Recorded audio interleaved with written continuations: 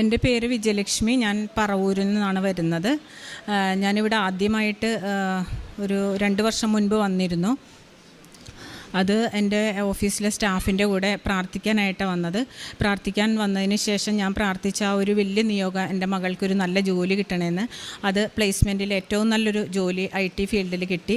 എന്നെ അനുഗ്രഹിച്ചു. എനിക്കങ്ങനെ വിശ്വാസം വർദ്ധിച്ചു. ഞാൻ അതിന് ശേഷം വന്ന് ഉടമ്പടി എടുത്തു. ഓഗസ്റ്റ് 8, 2022 ഞാൻ ഉടമ്പടി എടുത്തു. ഉടമ്പടി എടുത്തിട്ട് ഉടമ്പടിയിൽ പറഞ്ഞിരിക്കുന്ന കാര്യങ്ങൾ ഒരുവിധം നല്ല രീതിയിൽ തന്നെ ഞാൻ എന്നാലാകുന്ന പോലെ നല്ല നിലയിൽ നിറവേറ്റിക്കൊണ്ട് വന്നു. അപ്പോൾ ഞാൻ വെച്ചിരുന്ന നിയോഗങ്ങൾ, എൻ്റെ മകള് മേഘനക്കൊരു നല്ല അഡ്മിഷൻ ഓൾ ഇന്ത്യ ലെവലിൽ കിട്ടണം എന്നുള്ളതായിരുന്നു അഗ്രികൾച്ചറിന്. അതിന് ഏറ്റവും നല്ല രീതിയിൽ നല്ലൊരു സ്കോർ കിട്ടി. മകൾക്ക് അഗ്രികൾച്ചറിന് ഹൈദരാബാദിൽ സ്കോളർഷിപ്പോട് കൂടി എൻ്റെ മകൾക്ക് അവിടെ അഡ്മിഷൻ കിട്ടി. അത് എന്നെ സംബന്ധിച്ച്, എൻ്റെ ഫാമിലിയെ സംബന്ധിച്ച് വളരെ വലിയൊരു അനുഗ്രഹമാണ്. പിന്നെ എൻ്റെ മകളുടെ കല്യാണം നടക്കണം എന്നുള്ളത്, അനുയോജ്യമായ ഒരു വരനെ കണ്ടെത്തി കല്യാണം നടക്കണം എന്നുള്ളതായിരുന്നു. അതും ഞാൻ ഉടമ്പടിയിൽ വെച്ചിരുന്ന നിയോഗമായിരുന്നു.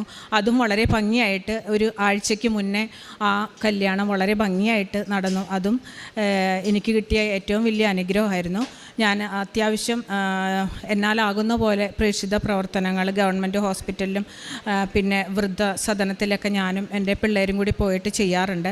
പിന്നെ പത്രം കൊടുക്കുന്നതും അതും വളരെ ഭക്തിയോടുകൂടി വിശ്വാസത്തോടുകൂടി ഞാൻ ചെയ്തു പോരാറുണ്ടായിരുന്നു. 12 വർഷമായിട്ട് എൻ്റെ അമ്മ സ്ട്രോക്കായിട്ട് കിടപ്പിലായിരുന്നു.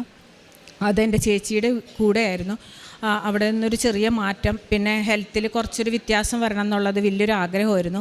ഈ കഴിഞ്ഞ 2 മാസം മുമ്പ് അതും ആ ഒരു വലിയ മിറാക്കിൾ സംഭവിച്ചു. വളരെ നല്ല രീതിയിലൊരു വ്യത്യാസം വന്നു. അമ്മ മാനസികമായിട്ട് അമ്മക്ക് സന്തോഷം കിട്ടി. എൻ്റെ മകൾ മേഘനയാണ് അടുത്ത് നിൽക്കുന്നത്. ഓൾ ഇന്ത്യ ലെവലിൽ നല്ല സ്കോർ കിട്ടി. സ്കോളർഷിപ്പോട് കൂടി അഡ്മിഷൻ കിട്ടി. ഇപ്പോൾ സെം ബ്രേക്കിന് വന്നിരിക്കുവാണ്. ഞാൻ മകൾക്ക് കൊടുക്കാം മകളുടെ സർട്ടിഫിക്കറ്റ്. ആദ്യം തന്നെ കൃപാസന മാതാവിനെയും കർത്താവിനെയും 1000 നന്ദി. എൻ്റെ കാര്യം പറയുകയാണെങ്കിൽ 12th കഴിഞ്ഞിട്ട് എൻ്റെ എല്ലാ ഫ്രണ്ട്സും പല പല കോഴ്സുകൾക്കായിട്ട് എൻട്രൻസിന് അവിടെ ഇവിടെയൊക്കെ പോവുകയുണ്ടായി. അപ്പോൾ എനിക്ക് എന്ത് ചെയ്യണമെന്നൊരു കൃത്യമായൊരു ബോധം ഉണ്ടായിരുന്നില്ല. അങ്ങനെ BTechന് ജോയിൻ ആയി. പക്ഷേ എൻജിനീയറിങ്ങിന് വലിയൊരു താല്പര്യം ഇല്ലാത്തതുകൊണ്ട് വിത്തിൻ 6 months ഞാൻ അവിടെ നിന്ന് ഡ്രോപ്പ് ഔട്ട് ചെയ്യുകയുണ്ടായി.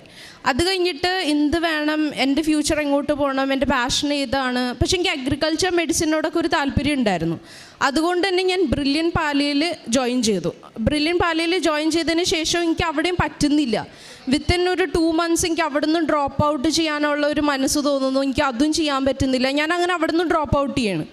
അപ്പോൾ എൻ്റെ ലൈഫിൽ വെച്ച് നോക്കുമ്പോൾ മൊത്തം ഒരു ഫെയിലിയർ പോലത്തെ ഒരു ട്രാക്കിലേക്കൊക്കെ ഇവിടെ പോയിക്കൊണ്ടിരിക്കുക. എന്ന് വെച്ചാൽ എവിടെ ഒരു സാക്ഷ്യമായിട്ട് ഇതും ചേരട്ടെ. അപ്പോൾ ഇനിയും ഉടമ്പടി ജീവിതത്തിൽ ഇനിയും മുന്നോട്ട് പോകുമ്പോൾ ഇനിയും വലിയ കാര്യങ്ങൾ, നിങ്ങൾ സ്വപ്നം കാണാത്ത ഇടവും നിങ്ങൾക്ക് സ്വപ്നത്തിന് മുകളിലുള്ള ഒരു നഗരവും ഒക്കെ സ്വന്തമാക്കി തരുമെന്നുള്ള വാഗ്ദാനം പോലെ ഇനി ഒരുപാട് അനുഭവങ്ങൾ ഉണ്ടാകട്ടെ എന്ന് പ്രാർത്ഥിക്കുന്നു.